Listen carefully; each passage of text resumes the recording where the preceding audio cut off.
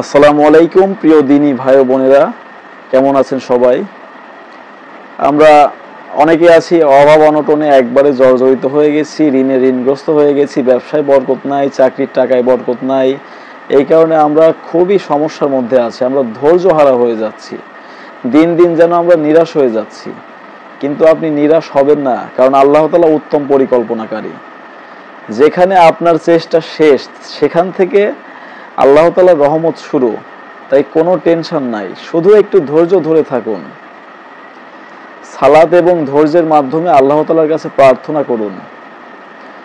দেখবেন যে আল্লাহ তাআলা এমন জায়গা থেকে আপনার সমস্যার সমাধান করে দিয়েছে, এমনভাবে গায়েব থেকে সমস্যার সমাধান করে দিয়েছে। টাকা পয়সার সমস্যা থাকলে আল্লাহ তাআলা সেটা মেকআপ করে দিচ্ছে এমনভাবে গায়েব থেকে, আপনি টেরই পাবেন না।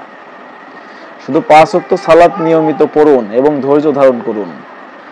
আর অভাব অনটন দূর করার জন্য রাসূলুল্লাহ সাল্লাল্লাহু আলাইহি সাল্লামের একটি হাদিস আছে, বুখারীর হাদিস।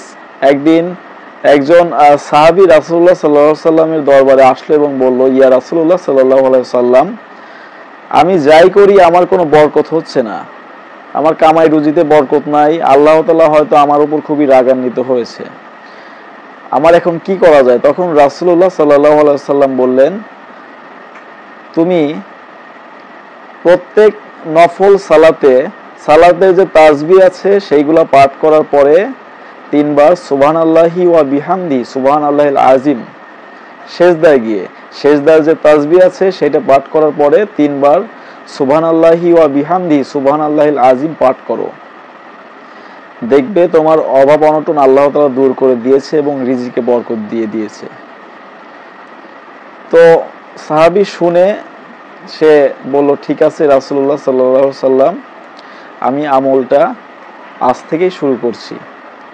ওই সাহাবী মনোযোগ দিয়ে আমল করার পরে 1 সপ্তাহ পর রাসূলুল্লাহ সাল্লাল্লাহু আলাইহি সাল্লামের কাছে আসলেন এবং বললেন, হে আল্লাহর হাবিব সাল্লাল্লাহু আলাইহি সাল্লাম, আল্লাহ পাকের রহমতে আমার অভাব অনটন দূর হয়ে গেছে।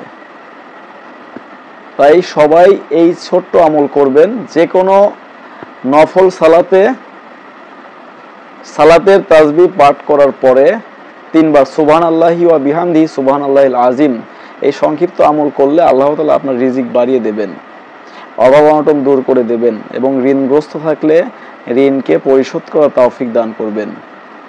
আপনারা অবশ্যই হালাল পেশায় থাকবেন, হারাম বর্জন করুন, কারণ হালালের মধ্যে থাকলে এবং হারাম বর্জন করলে আল্লাহ তাআলা সেখানে বরকত দেয়।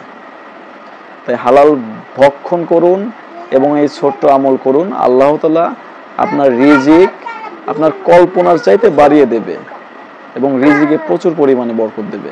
আশা করি সবাই বুঝতে পেরেছেন। আজকের আলোচনা এই পর্যন্তই। আসসালামু আলাইকুম ওয়া রাহমাতুল্লাহি ওয়া বারাকাতুহু।